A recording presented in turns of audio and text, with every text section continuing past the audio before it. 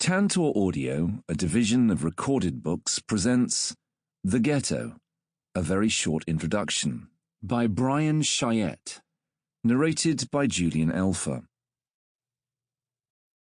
Chapter 1. Why Ghetto? The word ghetto has layers of contradictory meanings accrued over half a millennium and a bewildering array of contexts across much of the world. Most agree that there is neither a single place nor a fixed idea which encompasses the ghetto. As we will see, the history of the ghetto began as a defining aspect of Jewish history in the medieval and early modern period in Western and Central Europe. By the 19th century, it was a free-floating concept which travelled to Eastern Europe and the United States.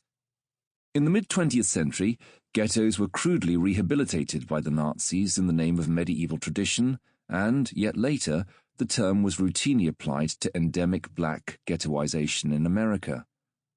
In the 21st century, the ghetto has become ubiquitous, everywhere and nowhere, and has been applied to urban slums, townships, banlieue and favela in Europe, Asia, the Middle East, Africa and Latin America.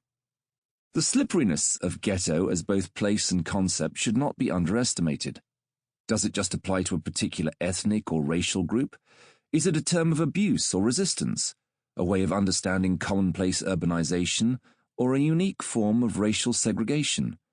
Is it a profound indication of how people are divided along class lines in the global metropolis? Or is it merely a superficial aspect of global culture, popular music, fiction, film, and fashion? Few can decide whether the term is old or new, local or global, ordinary or extreme.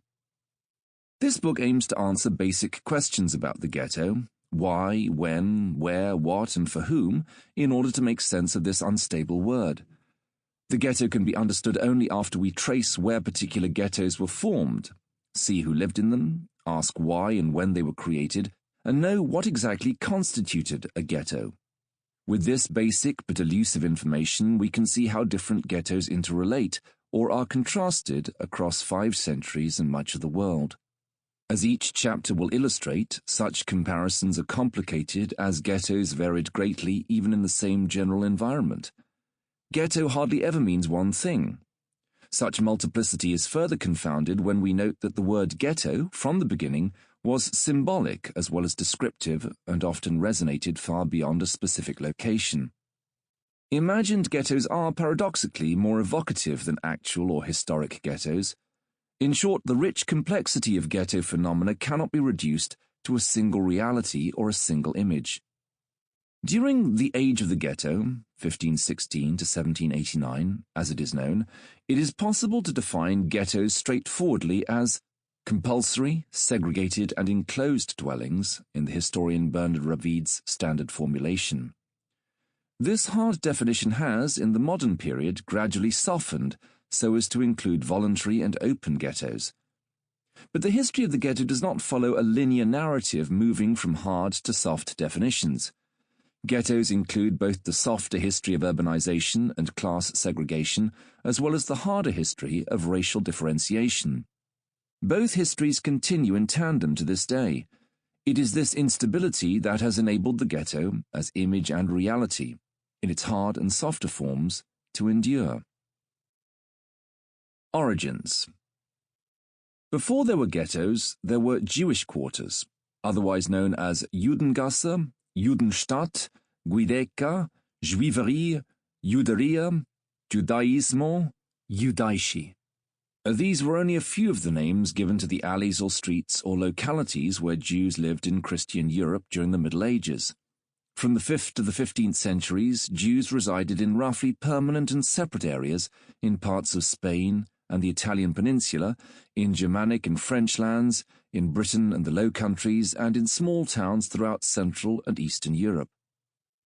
Throughout the Ottoman Empire, from the early 1300s to the early 1900s, Jews also wore distinguishing clothing and lived in Jewish quarters.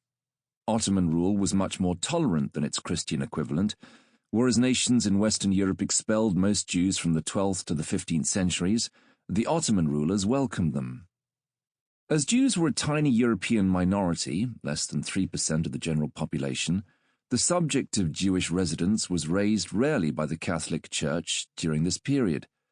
The Third Lateran Council of 1179 prohibited Christians living in the homes of Jews or acting as servants for Jews. The Fourth Lateran Council of 1215 introduced a compulsory yellow patch for Jews and Muslims. Just over 200 years later, in the Council of Basel, 1434, Jews were forbidden to cohabitate with Christians and were told to live far away from churches. At a local level, church councils attempted to segregate Jews on this basis. But ghettos were first formed in the 16th century. They are not part of medieval history. Understood in relation to church doctrine, perfidious Jewry was a form of impurity awaiting salvific conversion. Only the conversion of the Jews could bring about the second coming of Christ, which is the reason why many medieval popes safeguarded Jewish communities in readiness for the return of the Messiah. This was the symbolic function of the secluded Jewish quarter, but such quarters were not simply a response to medieval Judeophobia. Jews lived in kehilot kadoshot, holy communities, voluntarily to gain protection and out of a sense of religious unity. In secular terms, Jews were servi camerei, servants of the treasury, unlike slaves or peasants, and successive local rulers made them liable for tax payment. Most sizable Jewish quarters, such as those in Prague and Frankfurt, were the equivalent of medieval corporations.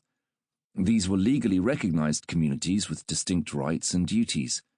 They enjoyed internal autonomy and so were self-governed, paid taxes, and had elaborate institutional structures based around the synagogue. These houses of worship doubled as nascent town halls with civil and criminal cases judged by rabbinical courts. Those who lived communally enjoyed social welfare, health, education, and burial rights in a local cemetery and were cared for from birth until death. 16th-century ghettos followed this pattern. The Christian majority, in response to economic competition, attacked and expelled local Jews. That is why ruling town councils encouraged Jewish spatial segregation on the grounds of maintaining law and order. They wanted to keep their Jewish servants of the treasury safe so as to ensure economic activity and the consequent high rates of taxation. Jews concurred for the most part on a voluntary basis. These quarters were sometimes walled and gated, as populated areas at the time were routinely walled and gated throughout Europe and North Africa. They were most often locked from the inside for self-protection. Medieval Jews could mix socially and trade with the local Christian population as their dwellings tended to be voluntary, porous, and communal. The Judengasse. By the 15th century, most famously in Frankfurt am Main, but also in Prague, Jewish quarters became less voluntary, anticipating later ghettos. The Frankfurt Judengasse, Jews' Alley, was created in 1462 and demolished in 1811. It conformed to the hard definition of ghettoization, compulsory, segregated, and enclosed, and was walled, gated, and under curfew.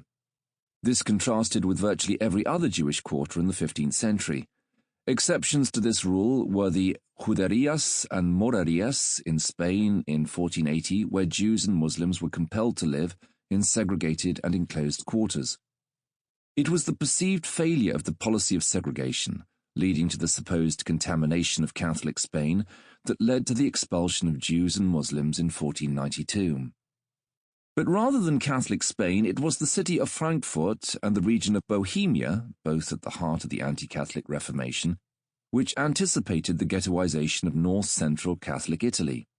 A few hundred Jews initially were compelled to live in a narrow lane, Gasse, in Frankfurt, which was no more than 4 or 5 yards wide and around 330 yards long.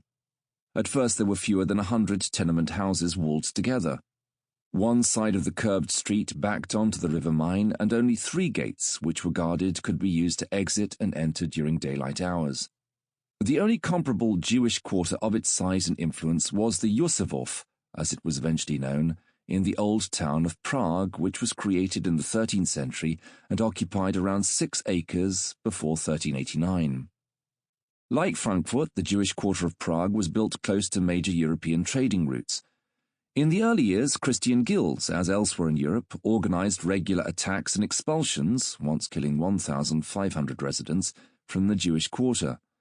But as with Frankfurt, local sovereigns valued the high taxes, or special contributions, from Prague Jews and the trading networks which wealthier Jews could open up.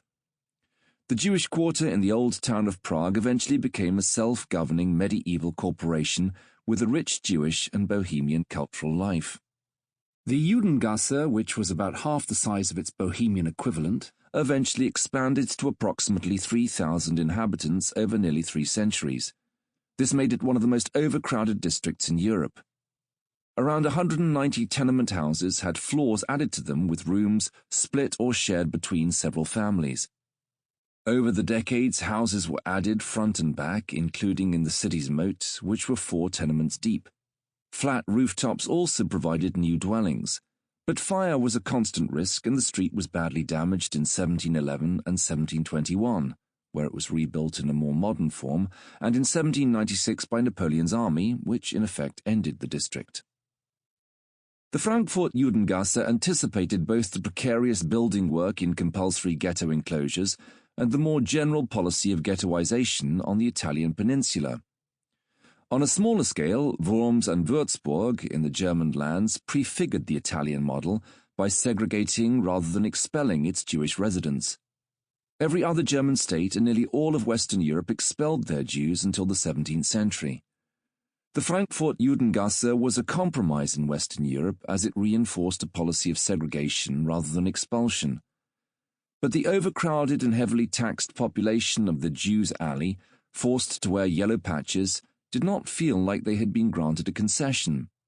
Its residents described their narrow lane as a new Egypt. The nearby Dominican monastery organized regular attacks on the Judengasse, which occasionally resulted in it being overrun completely. No wonder its occupants compared themselves to the Israelite slaves of Egypt. A good deal of pressure was placed on the ruling authorities, mainly from competing economic guilds, to expel the Jews of Frankfurt. But its rulers, eventually overseen by the Holy Roman Emperor, resisted expulsion on pragmatic grounds. The Judengasse was an important component in making the free imperial city of Frankfurt a major European trading center. That is why it lasted so long. Meyer Amschel Rothschild was born and raised in its tenements in 1744, where he founded the Rothschild banking dynasty. Silk, grain, cloth, and wine were particularly traded in the Judengasse. Along with trade, it also became an important European center of Jewish spiritually publishing influential books on Kabbalah, mysticism, and Talmud law. Following the autonomous structure of medieval Jewish quarters, the synagogue, known as the Altschule, took center stage in collecting taxes and providing welfare and education to its mainly impoverished inhabitants.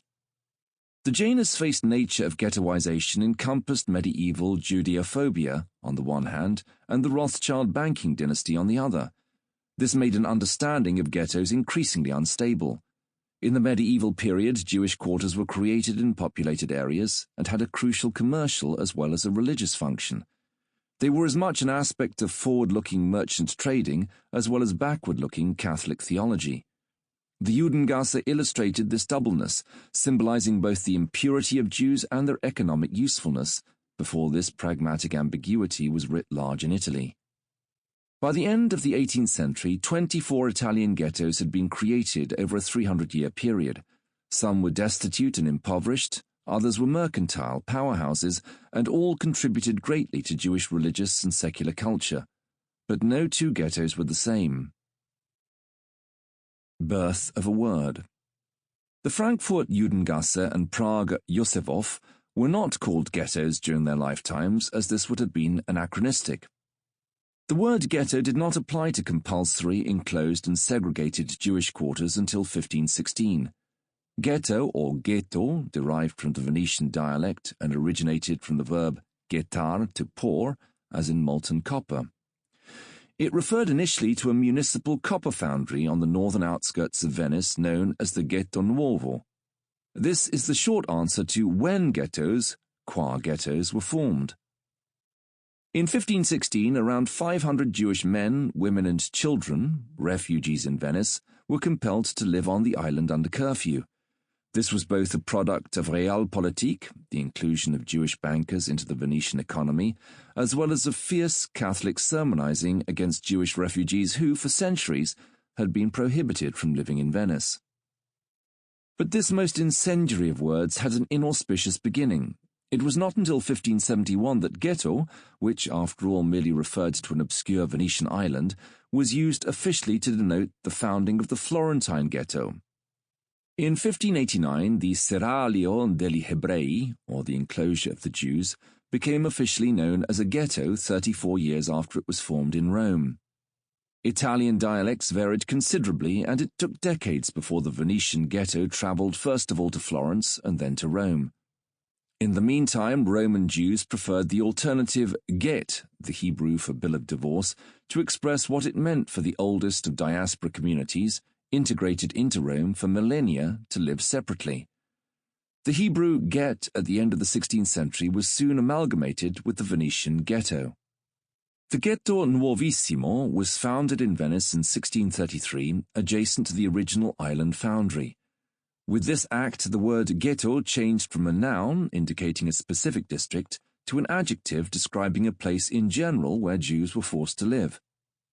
By the 17th century, ghetto was used with increased frequency in official Italian documents. It was no longer just associated with an unknown island in Venice. Although it became a widespread descriptive term in Italian, it was not used in the German language to any extent until the 19th century. The word ghetto was popularized in French a few decades later and in English in the 1890s. By the 20th century, ghetto resonated globally. Imagined ghettos. Ghettos from the beginning were imagined in a range of distinct ways well beyond their particular circumstance. One answer to where ghettos were located is in the popular imagination. If Catholics thought of the ghetto as a place of spiritual debasement, Jews, also using a religious mindset, thought of ghettos as holy communities. That is why ghettos were often imagined as a sacred place or a New Jerusalem.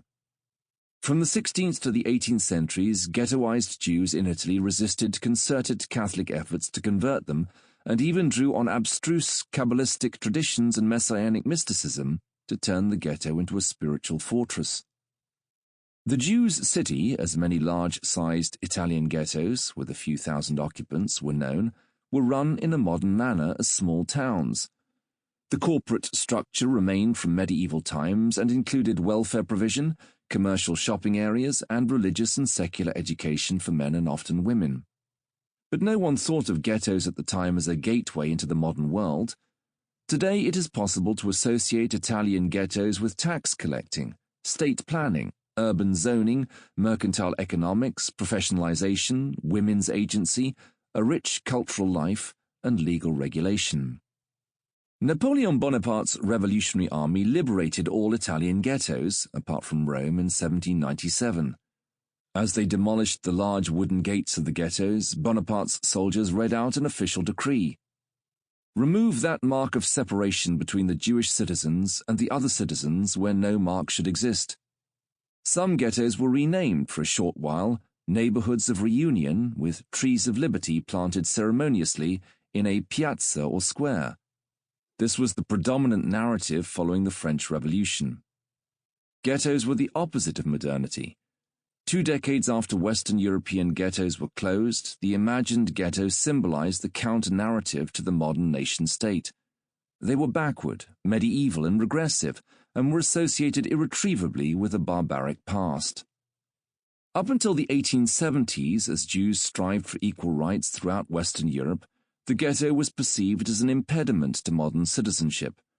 The imagined ghetto moved irrevocably eastwards, at least in the German language, and replaced the Yiddish name for a rural Jewish township, Städtel or Städtlach, in Eastern Europe. From the 1840s to the 1870s, a large number of popular ghetto novels in Germany relocated a free-floating ghetto to rural East Central Europe. A related form of artistic and cultural nostalgia associated a range of Jewish religious practice with the spiritual richness of the ghetto. But such nostalgia, however overtly sympathetic, reinforced perceptions of the ghetto as blinkered and inward-looking when compared to the freedom and openness of emancipation. Ghetto as a travelling concept. As we will see, by the end of the 19th century, the concept of the ghetto travelled west across the Atlantic to the United States. Over 250,000 German Jews immigrated to the United States from the 1820s to the 1920s and brought with them a profound dislike of the ghetto. The concept was popularized in the 1890s with the publication of Israel Zangwill's transatlantic bestseller, Children of the Ghetto, a study of a peculiar people, 1892, which was turned into a hit Broadway play. Ghettos were associated with the living conditions of newly arrived Eastern European Jews into Western Europe and the United States. Following Zangwill, dozens of American writers produced lasting ghetto fiction in the early decades of the 20th century. Unlike the European tradition of ghetto fiction, this later group of writers focused on contemporary urban enclaves of East European immigrants throughout the main cities of Britain and America.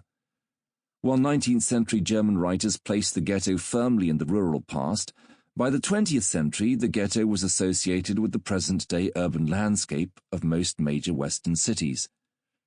This transformed the free-floating ghetto as it moved in the 19th century from past to present, rural to urban, medieval to modern. Throughout the 19th century, the imaginary ghetto turned into a traveling concept which changed its meaning as it crossed continents. German Jewish immigrants brought to the United States an account of the medieval ghetto, which contradicted their dream of assimilating fully into their new homeland. For them, the ghetto, including the modern urban ghetto, clashed with their enlightened ideal of becoming good, emancipated citizens. By the 20th century, the idea of the ghetto had traveled throughout Europe and the United States and was impossible to pin down. Was it real or imagined? Was it located in the present or the past? Did it refer to a place or a state of mind? But with the rise of Nazism, the ghetto was once again fixed in time and space and was understood overwhelmingly as a form of brutal imprisonment for a supposedly inferior race. The many hundreds of Eastern European ghettos constructed during World War II reinforced the Nazi image of East European Jews, Ostjuden, as transmitters of disease locally and of a degenerate Jewish spirit globally. Jews who resisted their cruel circumstances as much as possible were deemed a threat by the Nazis that needed containing. From the 1940s to the 1960s, the history of Nazi ghettoization was applied to the racial segregation of black Americans confined to poor black neighborhoods in America's major northern cities since the 1920s. In the decades after the war, African American neighborhoods were universally discriminated against and associated increasingly with the extremes of European ghettoization. African Americans, as I will argue, were the only ethno-racial group in the United States where the ghetto was not a staging post on the way to modernity, but instead a prevalent form of confinement and control which has lasted for a century and still continues. This version of ghettoization has, in the second half of the 20th century, located the idea and place of the ghetto firmly in the United States. By the time African Americans took up the idea of ghetto to represent their own severe discrimination, it could travel in several directions at once. Some African Americans referred back to the original early modern ghettos in Italy, others looked to the ethnic enclaves at the turn of the century, which were imagined as ghettos, and others still looked to the barbarity of Nazi ghettoization. These historical analogies, as the sociologist Mitchell Dunier has argued, reflect different aspects of impoverished black neighborhoods. The African-American version of ghettoization has been exported throughout the world as film, fashion, music, and literature. Given its impact on global culture, it is now difficult to think of the ghetto in any other way. But there is an enormous gulf, once again, between image and reality. The Nazi policy of ghettoization was a form of genocidal racial differentiation which was taken up by many African Americans campaigning for civil rights. Today, the ghetto is closely associated with African American identity, just as it was once associated with Jewish identity. But as we will see, it remains a heavily contested term lauded by some, treated as taboo by others. Chapter 2. The Age of the Ghetto. The Age of the Ghetto, as it is commonly called, originated in Italy in the mid-16th century and concluded with the French Revolution at the end of the 18th century. During this period, 24 ghettos of approximately 30,000 inhabitants were created in northern and central Italy and became part of the urban landscape. The Italian peninsula was made up of belligerent city-states and was ruled by princes and noblemen who had competing mercantile empires and currencies and spoke in radically different dialects. Each city-state varied significantly in relation to papal authority and their attitudes to foreign traders. With such divisions, the policy of ghettoization was far from uniform. While Venice inaugurated the Italian ghetto in 1516 and introduced the nomenclature into Western European culture, the last ghetto was not formed until 1779 in Correggio, a decade before the French Revolution. Ghettos were created over nearly 300 years and varied considerably according to time and place. The policy of ghettoization was essentially a compromise. Western Europe, over a period of 200 years, had expelled most of its Jewish population. By the time of the Venetian ghetto, Britain, France, many of the Germanic lands, the Low Countries, and Austria were denuded of a Jewish presence. The expulsion of well over 50,000 Iberian or Sephardi Jews from Spain and its overseas territories in 1492, along with their Muslim compatriots, was the last in a long series of expulsions. Forced mass conversion in Portugal in 1497 meant that after a millennium of coexistence, Jews were no longer able to live on the Iberian Peninsula. Unlike the rest of Western Europe, with exceptions such as Frankfurt and Prague, Italy, in its own economic interests, chose the concession of ghettoization rather than evicting Jews or forcing them to convert to Christianity. Italy was unique in this regard, although the policy of expulsion was still a feature of the region. Spain controlled significant territories in southern Italy, such as Sicily, Naples, and Sardinia, and as a result their Jewish populations were expelled in 1492 or soon after. Areas controlled by Venice, Rome, and Florence all compelled Jews to resettle within their territories. This was largely so that Jews, dispersed throughout the peninsula, could be managed and controlled in a few prominent city-states or port cities in northern and central Italy. The result was the wholesale destruction of centuries-old Italian Jewish communities. In the context of such devastation, the policy of ghettoization is thought of conventionally as a continuation of medieval anti-Judaism. Sociologist Richard Sennett, for instance, regards the ghetto as an urban condom which protected the Christian population from a noxious Jewish presence which threatened the purity of the Christian message. According to Christian orthodoxy, Jews were unfaithful infidels, as were Muslims, who rejected Catholicism willfully. They were, as the Italian historian Sarah Regua argues, the equivalent of prisoners or prostitutes or the poor who needed redeeming. The more serious threats to Catholicism were Protestant heretics, the main focus of the Roman Inquisition, as they proposed an alternative version of Christianity. That is why potentially redeemable ghettos were often built next to brothels, prisons, and institutions for the destitute. It is a mystery why it took nearly 3 centuries to implement the policy of ghettoization if it was an essential means of purifying the nation. One answer is that the creation of ghettos varied considerably throughout Italy and was often at odds with Catholic orthodoxy. While purifying the nation may have been a Roman Catholic prerogative, many city-states prioritized economics over religion. The many hundreds of influential Iberian and Turkish Jewish merchants welcomed into city-states in the 16th and 17th centuries confirmed the economic imperative. Their presence helps us to understand why the strict policy of ghettoization, compulsory, segregated and enclosed Jewish quarters, occurred en masse at this time and place, and not before. Christian anti-Judaism does not by itself explain the rise of the ghettos without understanding the economic concerns of the Italian city-states. Iberian refugees were attracted to Italy due to the similarities between Spanish and Italian Jewish cultures. Many of their compatriots migrated to Ottoman-controlled territories in North Africa and the Eastern Mediterranean and were hard to distinguish from indigenous Levantines. They were artisans and labourers, and significant numbers had occupational or professional skills, physicians, merchants, pharmacists, bankers, which were much needed in the expanding Ottoman Empire. Their familial and international networks, multilingualism, and perceived religious neutrality made them invaluable to the mercantile economy between the growing Ottoman Empire and the weakening Italian empires. In the areas controlled by the major city-states, Jewish traders were at the heart of Sample complete. Ready to continue?